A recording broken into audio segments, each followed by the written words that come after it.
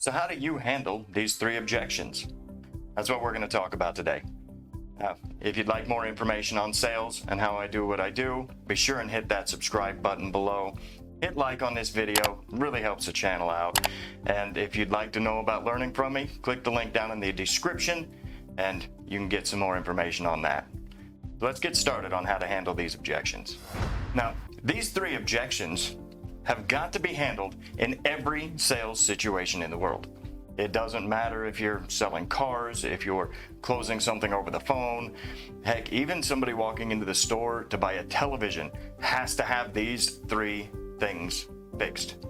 They need to trust the salesperson, the product, and or the company. They need to have the funds to be able to afford the product, and they need to be the decision maker. Required. The best way to handle these objections is to stop them from coming in the first place. Now, if your prospect has to bring up a situation, that is an argument. You have to fix that.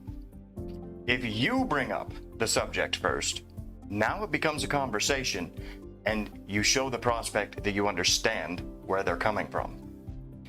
So the ways we're going to stop these from coming in the first place is to understand what are the main objections for your business or product. How can you address those objections in the beginning? That way you don't have to deal with them later on in the call.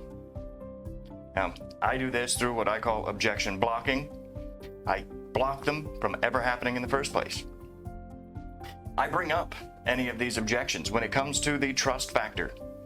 I ask people what they know already, what more do they need to know. When it comes to the finances, I just ask them, hey, where are you as far as a budget? And then of course, find out about the decision maker. This is all very simple, but you have to figure it out. Stop them from coming in the first place. Now, if you can't, here are some general things that you can do to handle any objection when it comes up. The very first thing that you have to do is understand why the objection is there in the first place. Why do they have this concern? Why is this a problem? Is it smoke and mirrors, or is it an actual objection and a real situation that they have? You need to understand these things.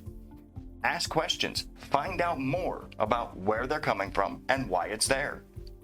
A perfect example of that, you go through your entire call and you get down to it and the guy says, you know what, I need to just check my budget, make sure that I've got it all covered, and I'll get back with you and let you know. All right, so first and foremost, what we need to know about this situation is, do they actually have the funds on hand or not? Do they believe that the value of whatever the product or services that you're offering meets the investment level that you're asking for? Or is this all just smoke and mirrors BS? So the easiest way to find that out is to ask. Be honest. Hey, I can absolutely understand. Don't want to put you in a spot that you don't want to be in. Don't want to make a, split decision that could put you in a rough place.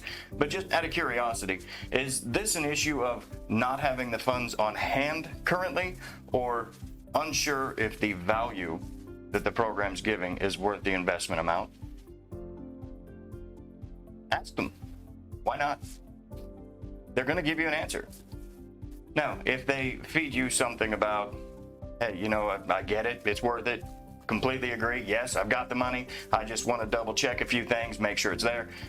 Now they're giving you, and I want to think about it. That's smoke and mirrors. So now you got to dig deeper into it. And I am going to go over how to handle each of these three main objections and separate videos on their own for you later.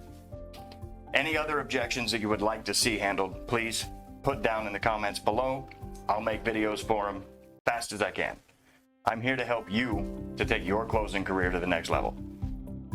So again, remember to hit that like button, hit that subscribe button if you want to see more of this. You can check out the link below if you'd like to see how you could work with me and work a little closer on me teaching you how I do what I do. And my name's Stratton Jr., Godfather of Sales. We'll see you in the next one.